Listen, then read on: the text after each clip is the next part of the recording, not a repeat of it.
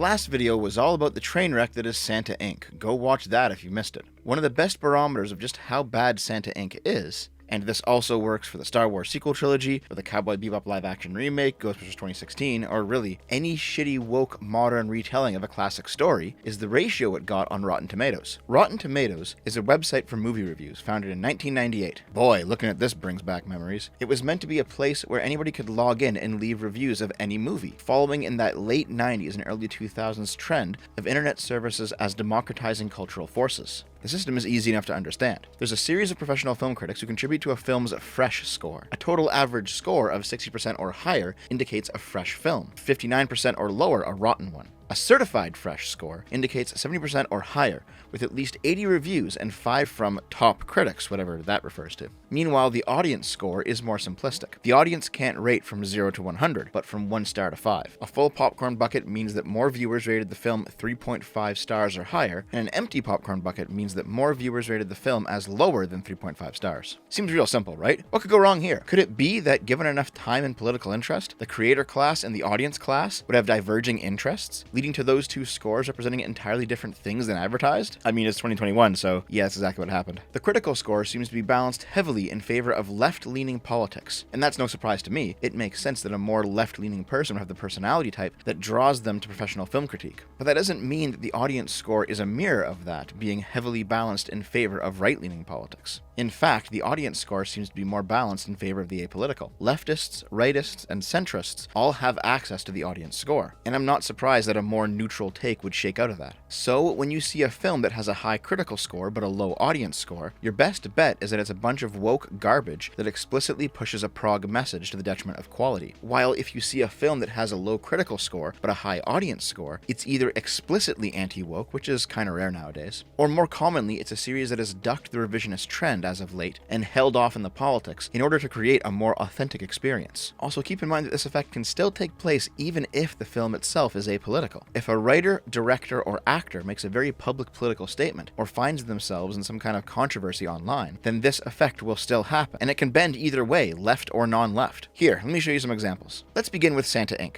that godforsaken series that kicked off my dive down this rabbit hole.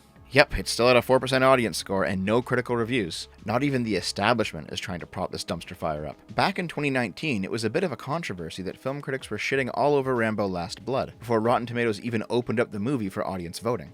This massively enlarged prostate of a film can only make you wince with its badly acted Geronto ultraviolence, its Trumpian fantasies of Mexican rapists, and a hilariously insecure US border, and its crass enthusiasm for rape revenge attacks undertaken by a still-got-it senior dude, 73 years young, on behalf of a sweet teenager. Gabriella falls prey to a Trumpian array of bad hombres, including a pair of central casting cartel sex slavers. Rambo has long been a symbol of imperialistic rage, and Last Blood is no exception. Transplanting the action to Arizona provides the natural setting for a border drama that plays into Trump-era fear-mongering, right down to its ominous shot of a border wall as Rambo heads south in search of justice. Trump, Trump, Trump. Jesus, I forgot what things were like during the Trump era. I wonder if these idiots are all still screeching about Trump nowadays, especially considering that the reality of the situation on the Mexican border occasionally turns out to be exactly like the movie. Nowadays, Rambo Last Blood has a 26% from critics and an 81% from audiences. Almost like the screeching outrage of the progs only made people like it more. But it could also be more simplistic than that.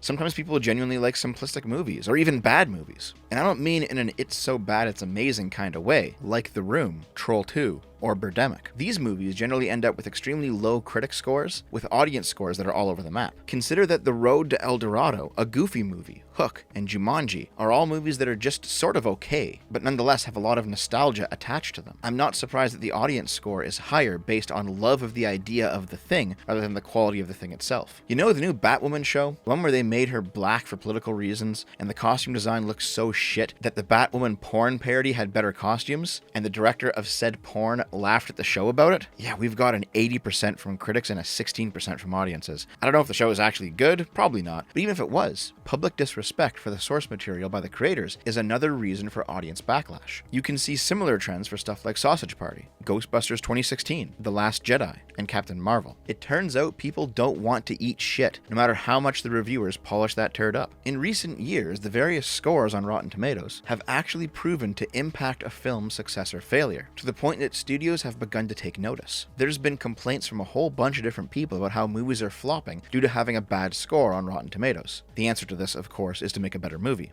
But Rotten Tomatoes itself has had its own share of controversies over the years. Back when Joker came out, people noticed that a 3 out of 5 rating for the film was given a rotten icon, but other movies around the same time given the same rating were given a fresh icon. The person who posted the reviews in question didn't know why it looked that way, and that it wasn't their fault but the fault of Rotten Tomatoes. This led people to assume a subtle suppression attempt of Joker on Rotten Tomatoes, and because of the highly politicized nature of that movie, everyone lost their minds over it. The thing is, though, the article I'm showing on screen describing this story is around the middle in terms of length, and ends by saying, ultimately all of this information confirms that there is no conspiracy against Joker and Rotten Tomatoes doesn't have a bias. But the article doesn't actually prove that conclusion. No, really, I linked the article in the description. Pause this video and go read it really quick. It points out other instances of this same discrepancy, but doesn't actually explain why it's happening. Additionally, when Captain Marvel came out, Rotten Tomatoes deleted thousands of audience reviews on release day, simultaneously claiming that the deletions were accidental and due to a bug in their service, while also claiming that the reviews were false and created by bots. I mean, if they really were bot reviews, there would be no need to claim that their deletion is a glitch.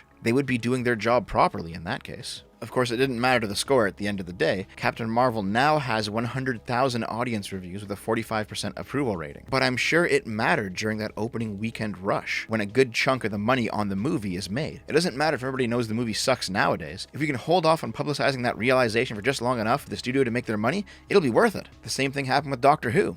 Frankly, in my opinion, Doctor Who was never good. Its best moments really only reached the height of mediocre, but their new stuff is a real dumpster fire, and fans have been letting their displeasure be known on Rotten Tomatoes, where they roundly rejected season 12 of the show, only to later discover that their reviews were being deleted by the site. And don't get me started on explicitly political documentaries. Mayor Pete seems to be a stinker. I Am Greta and Hillary are even worse. But probably the hardest ratio of all is for Fauci. Here's something that's real interesting. On most pages, you see a heading called What to Know, which includes an explanation of the Critic's tomato meter score. But only on the Fauci page is there an additional heading, explaining that 2% audience score. After Fauci's digital release, some viewers expressed their dissatisfaction with the subject matter by giving the documentary a rotten rating. In other words, Rotten Tomatoes felt the need to add a disclaimer to explain that people are downvoting the movie not based on the movie's quality, but because they don't like Fauci. And fair enough, but when the movie in question is a biopic, it's reasonable to expect those two topics to be linked. Of course, like I said in my Get Woke, Go Broke video, all of this still doesn't prove the existence of a hard and fast rule. The RBG biopic is still well liked by both critics and the audience. The Cowboy Bebop live-action remake was panned by both, while The Wheel of Time is loved by both. And yet,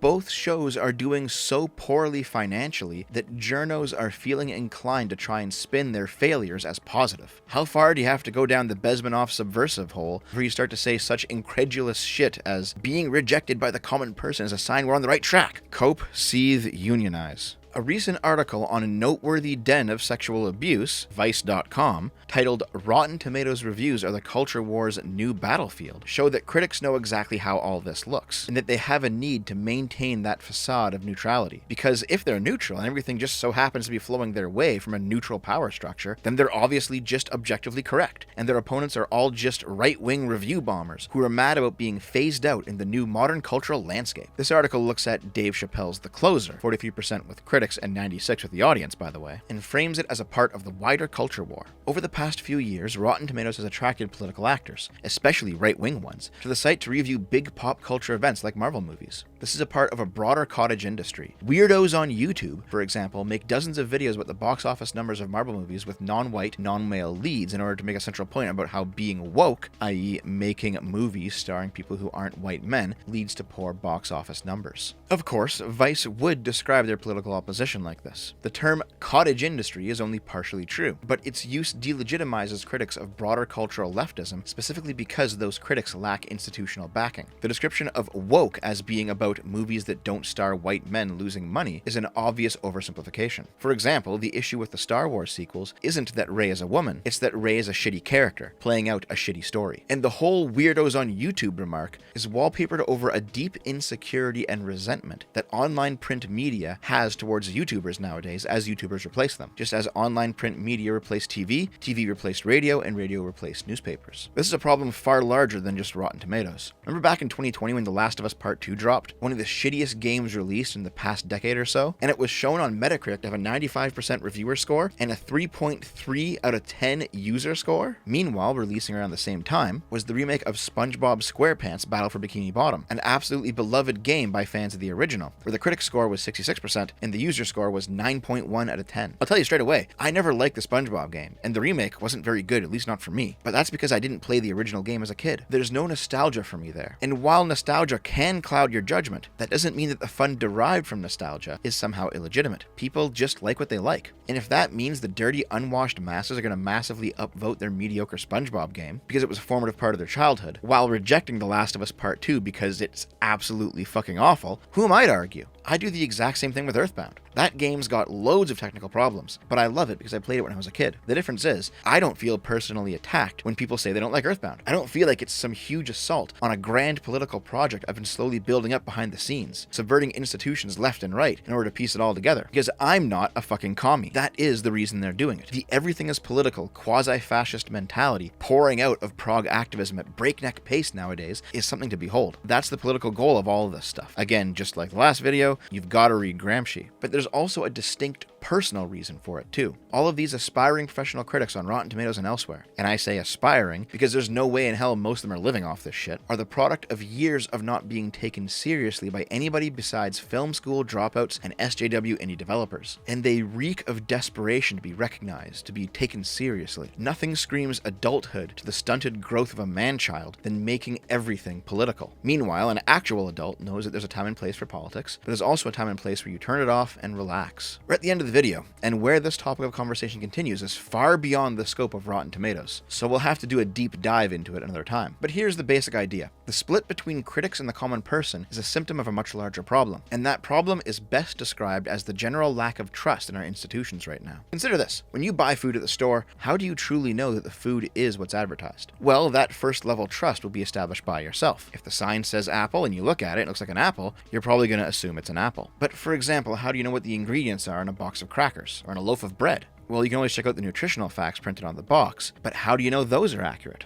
The answer to that is that it's generally illegal for companies to falsify those sorts of things. But how do you truly know if the system is working properly for this specific box that you're holding? How do you know that there wasn't a mistake in the printing? How do you know that this company didn't pay off the government? How do you know the whole thing just isn't a huge sham? We can follow this logic down to its inevitable conclusion. You can only truly know what you yourself are currently personally experiencing. Not even what you experienced. Not even the past is really that safe. That might have been falsified, or maybe you misremember it, or the situation has changed since then. Who knows if your old childhood home or school still looks like that? This is the how do you know if Africa exists if you're not currently living there problem. We have many trustworthy accounts of Africa's existence, but there's still a very tiny probability that it's not real. Trust in social institutions works the same way. As an example, consider the current coronavirus situation right now. The governments of the world, in lockstep with the news and social media and Hollywood, are all pushing the vaccine extremely hard and stifling even good faith conversations about it. Even assuming that the vaccine is perfectly safe for everybody at all times, you shouldn't be surprised that there's a sizable minority of people